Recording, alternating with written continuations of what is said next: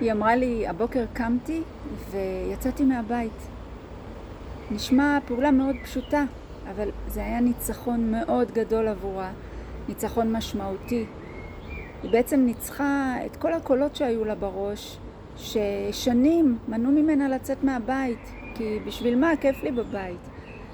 אבל ההרגל הזה והתפיסה הזו, עם השנים לא שירתה אותה,